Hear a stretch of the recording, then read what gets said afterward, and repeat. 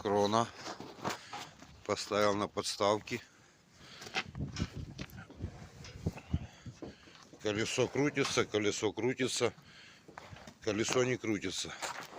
Потому что тут есть зазор. Потому что тут расстояние между рамой и рессорой с этой стороны меньше, чем с той. Надо побороться.